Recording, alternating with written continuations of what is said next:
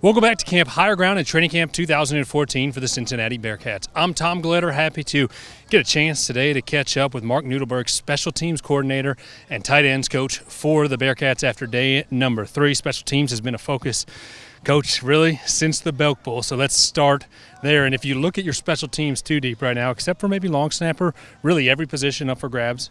Everything's up for grabs, and that's the way we treat every day. I told them that going into spring. That's the way we went into summer workouts. That's the way we've come into camp.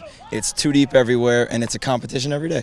And I'm not afraid to make a change when I need to make a change. They know that, and it creates a competitive atmosphere, which always brings out the best in people. When you look at the place kicking position and punting, both those competitions, a young guy versus a guy with experience. Yeah, it's great because you got a young guy, young guys coming in who are not afraid to go after it and want their opportunity and want to go get that spot. And you've got older guys who have been here and done it and been in the fire and obviously don't want to lose their position. So, they're trying to hold off them young guys and fighting back. So it's a good competitive atmosphere, and I'm really fired up about what we're doing so far. No question that kicking can be a high-pressure situation, and Coach Tuberville is going to simulate that as much as possible. He puts conditioning on the line. He lines both his kickers up there at the end of practice. Do you think that helps those guys in really progressing and getting ready for game-like situations? Absolutely. Anytime you can simulate a high-pressure situation where there's more than just the percentage riding on the line, when you got 56 other guys, when you got 105 other guys looking at you going, I just practiced for 2.5 hours and I ain't running gassers because of you, it adds a little bit extra pressure. So anytime you can do that, it's good for them. How about your kick returners and your punt returners? You have a lot of speed to pick from, and just a matter of figuring out who fits most in those slots? Yeah, absolutely. Kick return and punt return are two very different return games. So you never really, unless there's somebody very, very special, usually the same guy doesn't fit in the same slot. So you get back there and you got to understand, you got to find a guy who you can trust catching the ball, number one, because your number one deal is you don't want balls on the ground. And then from there you want to find guys that can find the end zone. So.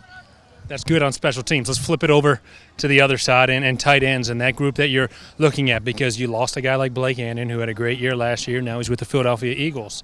Do you really have a diverse field of options of who might be the first team guy? Yeah, and that's another place where I believe in competition 100%. Yeah. So you come out here every day, you're not going to know who's running with the ones. Some days it's Cogs, some days it's DJ, some days it's Golick, some days it's Lindsey. You never know who's coming out there. Sometimes it's Dolan. So they're constantly being mixed with different groups, so they don't know. And I tell them this every day. I said opportunity is limited.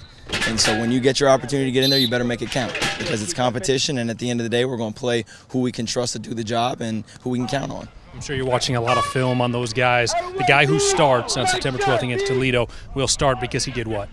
Because he did everything right. Fair enough. We can count on him. Sounds like a good deal. Let's last talk about Jake Golick, because he was here for a few practices last year, had the back problem, left. He's very healthy now. Hasn't really played a lot the last few years. Is he kind of an unknown to the whole college football world?